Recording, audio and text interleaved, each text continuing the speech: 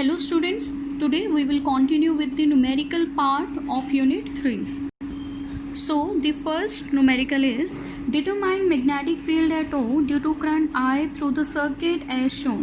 So first numerical में हमें circuit diagram given है and circuit diagram में हमारे पास closed loop है ABCD which is current carrying and हमें ओ पॉइंट पे दिस पॉइंट पे ये ऑब्जर्वेशन पॉइंट है हमारा, इस पॉइंट पे इस करंट कैरिंग लूप के कारण मैग्नेटिक फील्ड फाइंड करनी है. ठीक है.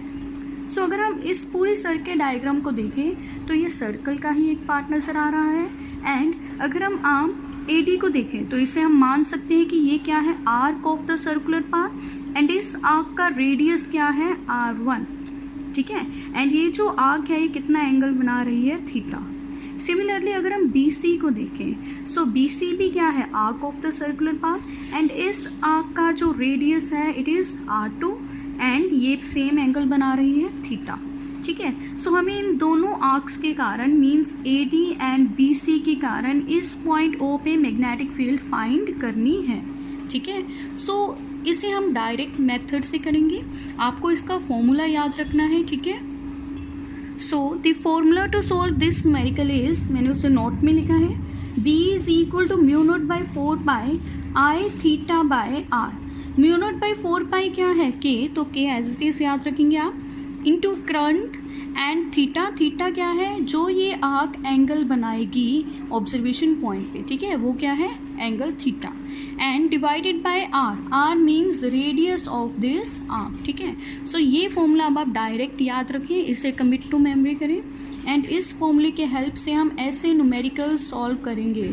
ऐसा कोई भी न्यूमेरिकल आए जिसमें आर्क्स गिवन हो एंड एंगल थीटा गिवन हो तो हम ये फॉर्मूला ही अप्लाई करेंगे which is mu naught by 4 pi I theta by R. So see पहले हम क्या करेंगे, इस पॉइंट O पे मैग्नेटिक फील्ड की डायरेक्शन फाइंड करेंगे due to these arms AD and BC. See AD arm में जो करंट की डायरेक्शन है वो ये है. अगर ये सर्कुलर पाथ हम ड्रॉ करें तो करंट की डायरेक्शन क्या है, एंटी क्लॉकवाइज. एंटी क्लॉकवाइज है तो हम क्या यूज करेंगे, हम यहाँ रूल यूज करेंगे, कौन सा, राइट हैंड कर्ल रूल. ठीक है. ये हम पहले भी कर चुके हैं. राइट हैंड कर्ल रूल की हेल्प से हम देखेंगे O पॉइंट पे इस आर्क के कारण मैग्नेटिक फील्ड की डायरेक्शन क्या है.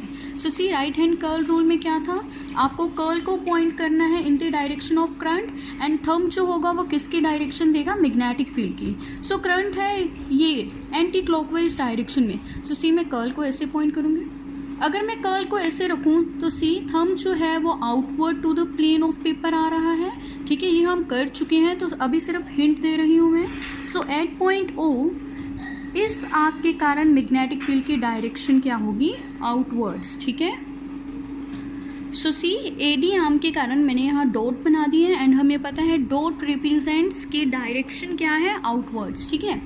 सिमिलरली अगर हम आर्म BC पे राइट हैंड कर्ल रूल लगाएं तो करंट की डायरेक्शन क्लॉकवाइज है एंड हमें पता है जब डायरेक्शन क्लॉकवाइज होती है तो मैग्नेटिक फील्ड कैसे होती है, इनवर्ड्स. ठीक है. सो हम यहाँ डायरेक्ट लिखेंगे BC आर्म के लिए जो मैग्नेटिक फील्ड है वो कैसे है, इनवर्ड्स.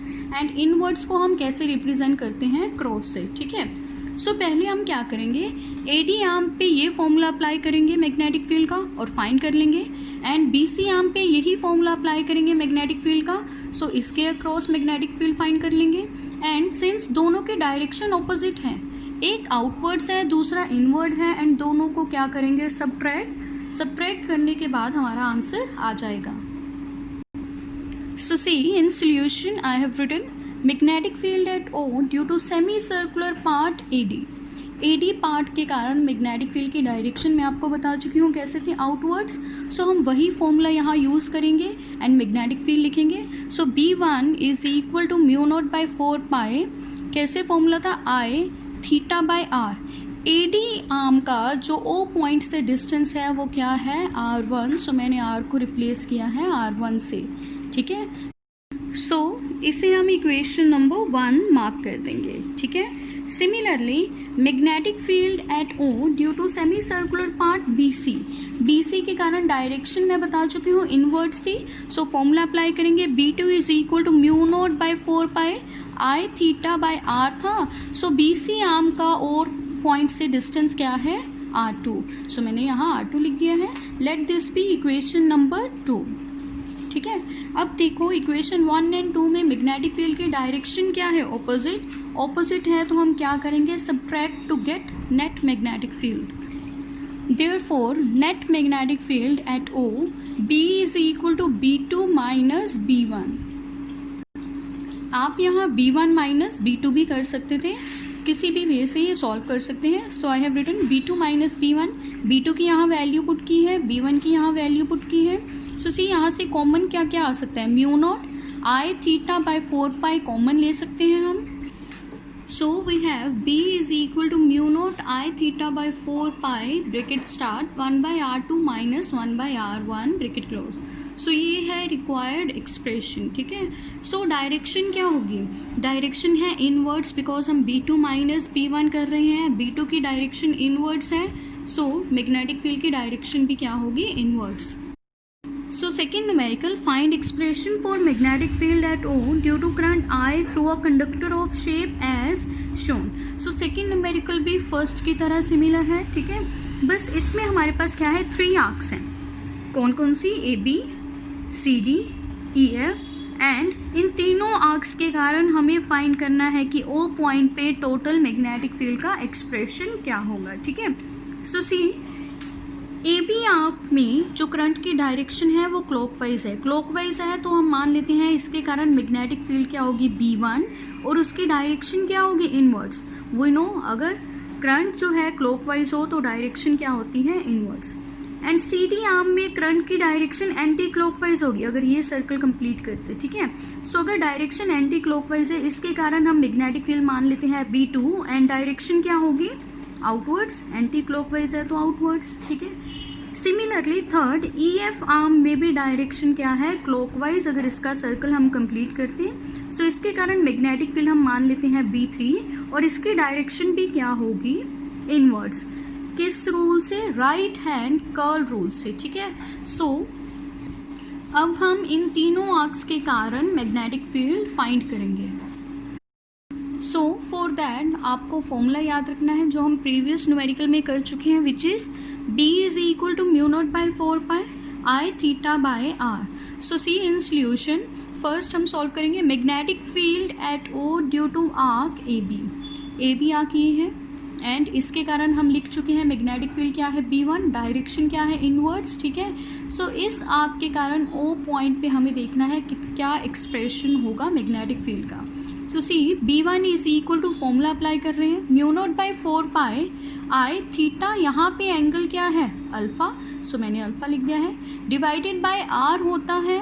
अब यहाँ पे डिस्टेंस कितना है, सी ये आर्क AB कितने डिस्टेंस पे है from O, R plus R and plus R. सो कितने R हो गए, 3R, इसलिए मैंने डिनोमिनेटर में लिखा है 3R. ये टोटल डिस्टेंस क्या है, 3R. So let this be equation number 1 and मैंने ब्रैकेट में डायरेक्शन लिख दी है inwards. And second arc CD के लिए magnetic field at O due to arc CD B2 is equal to mu naught by 4 I, angle है alpha by 2R. 2R कैसे आया, सी जो CD आर्क है वो कितने डिस्टेंस पे है O से, see R plus R means 2R distance पे है, इसीलिए मैंने वहाँ 2R लिखा है. And let this be equation number 2 and इसके डायरेक्शन में आपको बता चुकी हूँ, डायरेक्शन क्या है, outwards. Similarly magnetic field at O due to arc EF. ठीक है. So this is B3 and B3 is equal to mu naught by 4 I, angle फिर से हम अल्फा ले रहे हैं, I अल्फा बाय R. जो EF आर्क है वो कितने डिस्टेंस पे है, R डिस्टेंस पे है, मीन्स उस आर्क का रेडियस क्या है, R. So let this be equation number 3 and इसमें करंट की डायरेक्शन क्या थी, क्लॉकवाइज, तो मैग्नेटिक फील्ड की डायरेक्शन क्या होगी, इनवर्ड्स. ठीक है. सो अब नेट मैग्नेटिक फील्ड फाइंड करने के लिए हम क्या यूज़ करेंगे, यहाँ साइन कन्वेंशन. ठीक है. सो साइन कन्वेंशन क्या है, इनवर्ड्स मैग्नेटिक फील्ड को हम नेगेटिव लेंगे एंड आउटवर्ड्स जो मैग्नेटिक फील्ड है उसे क्या लेंगे, पॉजिटिव. ठीक है. इनवर्ड्स कौन कौन सी मैग्नेटिक फील्ड है, B1 एंड B3. सो इनको अकॉर्डिंग टू साइन कन्वेंशन हम क्या लेंगे, नेगेटिव, एंड आउटवर्ड क्या है, B2. सो B2 को क्या लेंगे, positive. So net magnetic field at O B is equal to minus P1 plus P2 minus P3, ठीक है। सो इनकी वैल्यूज पुट करेंगे हम 1, 2 एंड 3 से। कॉमन क्या आएगा, ये पूरा फैक्टर हम कॉमन ले सकते हैं, सब में है mu naught I alpha by 4 pi R. So मैंने कॉमन ले लिया। सो ब्रैकेट में क्या बचेगा, फर्स्ट फैक्टर में से -1/3 प्लस सेकेंड फैक्टर में से 1/2 एंड थर्ड फैक्टर में से -1, बिकॉज ये पूरी चीज़ ही हम कॉमन ले चुके हैं। इसे सॉल्व करने के बाद will get -5/6 mu naught by 4 pi I alpha R, ठीक है। सो यहाँ पे नेगेटिव साइन क्या रिप्रेजेंट कर रहे हैं कि टोटल मैग्नेटिक फील्ड की जो डायरेक्शन होगी वो भी इनवर्ड्स होगी, ठीक है। नेगेटिव से हम क्या रिप्रेजेंट करते हैं, इनवर्ड डायरेक्शन। सो ये बता रहा है, ठीक है। एंड हम नेगेटिव साइन को स्किप अगर कर दें तो ये मैग्नीट्यूड है मैग्नेटिक फील्ड का, ठीक है। So moving on to next question, calculate magnetic field at center of the coil in the form of sphere of side 4 cm carrying current of 5 ampere। सो इस क्वेश्चन में देखो हमारे पास क्या गिवन है, कॉइल गिवन है in the form of square ABCDC, ये coil है। इसके सेंटर पे, सेंटर पॉइंट हम O मान लेते हैं। इस पॉइंट पे हमें क्या करना है, नेट मैग्नेटिक फील्ड फाइंड करनी है इस स्क्वायर कॉइल की साइड्स के कारण, means AB BC CD and DA arms के कारण, ठीक है। इस स्क्वायर की साइड क्या है, 4 सेंटीमीटर। सो हम इसे मीटर में कन्वर्ट कर सकते हैं। सो मीटर में क्या आएगा, 4 × 10⁻² मीटर, ठीक है। 100 से डिवाइड कर देंगे, उस 100 को हम ऐसे लिख सकते हैं। सो this is the side of square, ठीक है। सो इसमें देखो हम कौन सा फॉर्मूला यूज करेंगे। सो सी, इस स्क्वायर की अगर मैं एक साइड पे फोकस करूं, BC आर्म पे फोकस करूं या BC साइड पे फोकस करूं, सो ये एक स्ट्रेट करंट कैरिंग कंडक्टर है। And straight current carrying conductor से कितने डिस्टेंस पे, x डिस्टेंस पे O पॉइंट पे हमें मैग्नेटिक फील्ड फाइंड करनी है। एंड ये हम एप्लीकेशन में कर चुके हैं बायो-सेवर्ट्स लॉ में कि स्ट्रेट कंडक्टर के कारण O पॉइंट पे कितनी मैग्नेटिक फील्ड आएगी। एंड इस स्ट्रेट कंडक्टर के एंड्स हमें पता है इस O पॉइंट पे कितने एंगल बना रहे हैं। सी डायग्राम में ही गिवन है। एंड B एंड C को अगर हम यहाँ पे ड्रॉ करें, ये आपस में परपेंडिकुलर हैं, ठीक है। ये आपस में क्या है, परपेंडिकुलर, बिकॉज हमें पता है डायगोनल्स जो स्क्वायर के होते हैं वो आपस में 90 डिग्री पे होते हैं। सो अगर ये परपेंडिकुलर है तो सेंटर से अगर मैं डिवाइड करूं, बिकॉज ये डिस्टेंस गिवन है हमें x, सेंटर से डिवाइड करूं तो ये एंगल 45 डिग्री होगा एंड ये भी एंगल कितना होगा, 45 डिग्री का। सो अगर आपको याद हो बायो-सेवर्ट्स लॉ में इन एंगल्स को हम फाई बोलते थे, या आप थीटा भी ले सकते हैं। आप कोई भी नोटेशन ले सकते हैं, थीटा और फाई, ठीक है। सो सी, ये एक स्ट्रेट करंट कैरिंग कंडक्टर है। स्ट्रेट करंट कैरिंग कंडक्टर से x डिस्टेंस पे हमें फाइंड करना है कितनी मैग्नेटिक फील्ड है, ठीक है। सो इस पूरे स्क्वायर की साइड के लिए उन्होंने बोला है, हर साइड के लिए वी हैव 4 साइड्स। सो पहले हम क्या करेंगे, एक साइड के लिए इस डिस्टेंस पे मैग्नेटिक फील्ड फाइंड कर लेंगे। अब इस साइड से भी ये ऑब्जर्वेशन पॉइंट सेम डिस्टेंस पे होगा, बिकॉज स्क्वायर है, उसके सेंटर पे ये पॉइंट लाई कर रहे हैं। इस साइड से भी ये ऑब्जर्वेशन पॉइंट सेम डिस्टेंस पे होगा एंड सिमिलरली इस साइड से भी ऑब्जर्वेशन पॉइंट सेम डिस्टेंस पे होगा। तो हम करेंगे क्या, एक आर्म के लिए टोटल मैग्नेटिक फील्ड फाइंड कर लेंगे O पॉइंट पे एंड फिर उसे मल्टीप्लाई कर देंगे 4 से to get total magnetic field. 4 से क्यों, बिकॉज स्क्वायर के 4 साइड्स के लिए हमें फाइंड करना था O पॉइंट पे कितनी मैग्नेटिक फील्ड है, ठीक है। सो ये जो है स्ट्रेट कंडक्टर है एंड O पॉइंट पे हमें एंगल्स पता है, एंड्स ऑफ द कंडक्टर कितने बना रहे हैं। तो बायो-सेवर्ट्स में ये एप्लीकेशन हम कर चुके हैं। तो हमारा वहाँ फॉर्मूला ये आया था, B is equal to mu naught I by 4 pi R sine θ1 plus sine θ2, ठीक है। सो यही फॉर्मूला हम यहाँ यूज़ करेंगे। θ1 and θ2 is given, θ1 is 45 degree, θ2 is 45 degree.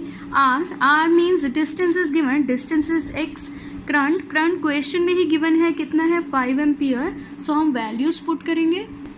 So see in solution, magnetic field at O due to side BC, B is equal to mu naught I by 4 pi R into sine θ1 plus sine θ2। जो formula मैंने लिखाया था वही लिखा है।